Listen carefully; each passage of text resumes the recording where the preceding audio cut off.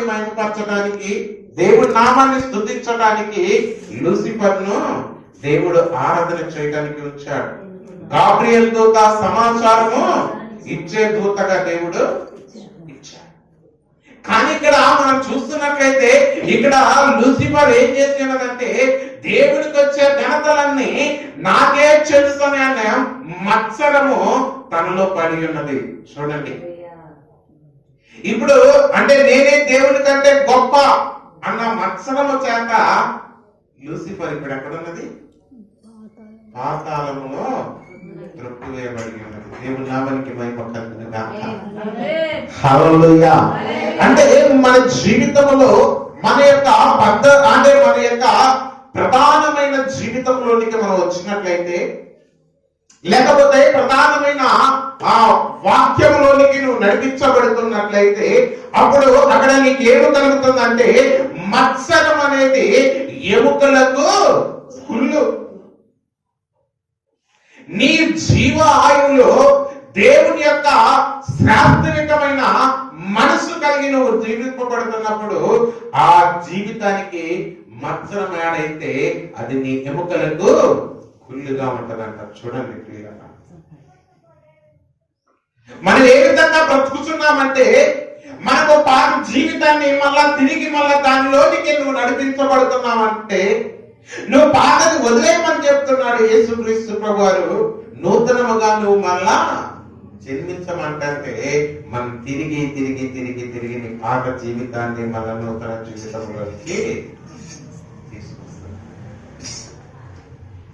నీలో మార్పు లేనప్పుడు, నీలో మారు మనసు లేనప్పుడు, నీలో ఆ యొక్క పద్ధతి లేనప్పుడు, నీలో ఆ యొక్క తపన లేనప్పుడు యేసుక్రీస్తు ప్రభువారు నీ కొరకు ఎంత ప్రయాసపడుతున్నా కానీ, ఎంత దుఃఖపడుతున్నా కానీ అది మనకు అర్థము.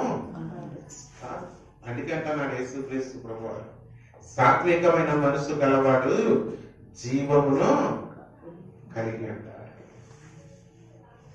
అందుకే అంటున్నాడు యేసు ప్రభువు, మనం ఎప్పుడైతే మత్సరపడి ఎముకలకు కుళ్ళుగా ఉంటావా, లేకపోతే సాత్వికమైన మనసు కలిగి శరీరానికి జీవముగా నువ్వు మిగులుతావా?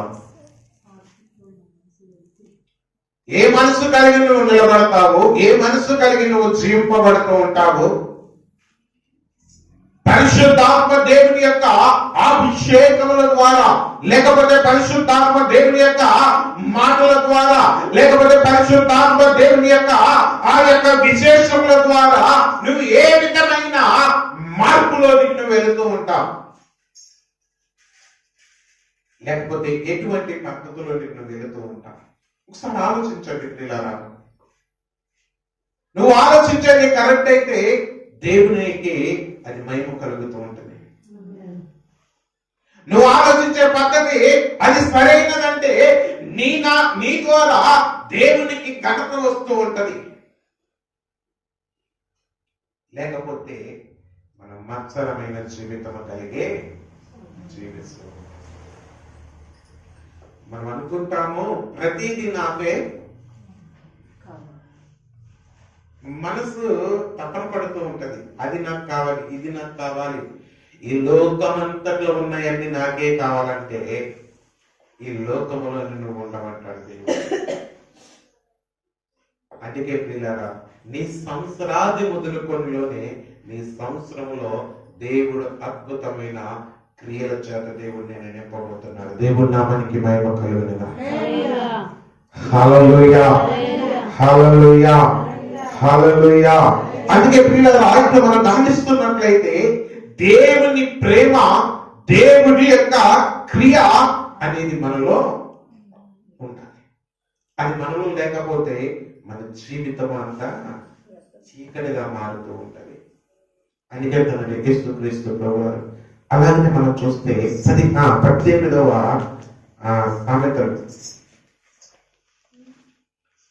సామెతలు 18వ అధ్యాయం 15వ వచనాన్ని మనం చదువుకున్నాం. జ్ఞానుల చెవి తెలివిని ఎదుకును, వివేకం గల మనసు ఏ మనసు అంట? వివేకము గల మనస్సు తెలివిని సంపాదించును. తెలివిని సంపాదించును. దేవుని నామానికి మహిమ కలుగును గాక. హల్లెలూయా, హల్లెలూయా. ఇక్కడ మనకు అర్థం కావాల్సింది ఏంటంటే ప్రియులారా, స్థిరమైన మనసు నూతనముగా పుట్టించును. స్థిరమైన మనసు ఏం చేస్తుందంట? నూతనముగా పుట్టిస్తూ ఉంటా. నువ్వు ఏ మనసు కలిగి ఉంటున్నావు? మనము ఏ పద్ధతిలోనూ జీవింపబడుతూ ఉంటున్నావు? అందుకంటున్నాడు ఇక్కడ యేసుక్రీస్తు ప్రభువారు ఏమంటున్నాడంట? ఏమంటున్నాడు 15వ వచనంలో? ఇక్కడ జ్ఞానుల యొక్క చెవి తెలివిని వెతుకుతూ ఉంటది, కానీ వివేకము గల వారి యొక్క మనస్సు తెలివిని సంపాదిస్తూ ఉంటదట. చూడండి, ఇక్కడ డిఫరెంట్ మనకు కనపడుతుంది. జ్ఞానులేమో వారి యొక్క తెలివిని వెతుక్కుంటున్నారు, కానీ వివేకము కలవారు, వివేకమైన మనసు కలవారు తెలివిని సంపాదించుకుంటున్నారు. ఇక్కడ వెతకటం ఒకలా ఉంది, సంపాదించుకోవటము. అందుకంటున్నాడు దేవుడు ఏమంటున్నాడంటే, జ్ఞానులు ఏం చేస్తారంటే వాళ్ళ చెవి ద్వారా వాళ్ళ జ్ఞానాన్ని వెతుకుతారంట, కానీ వివేకము గల వారి యొక్క మనస్సు తెలివిని సంపాదించుకుంటున్నారు. అంటే వివేకముగా ఎవరైతే జీవింపబడుతున్నారో, వివేకముగా ఎవరైతే నడిపించబడుతున్నారో, వివేకముగా ఎవరైతే ఆత్మతోను సత్యముతోను జీవింపబడుతూ ఉంటున్నారో, వారి యొక్క తెలివిని ఆటోమేటిక్ గా దేవుడు వారికి ఇస్తూ ఉంటున్నాడు. జ్ఞానులాగా ఎత్తుకోవాల్సిన పని లేదు.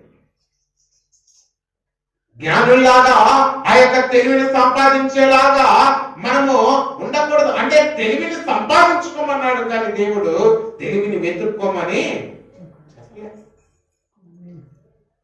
అందుకే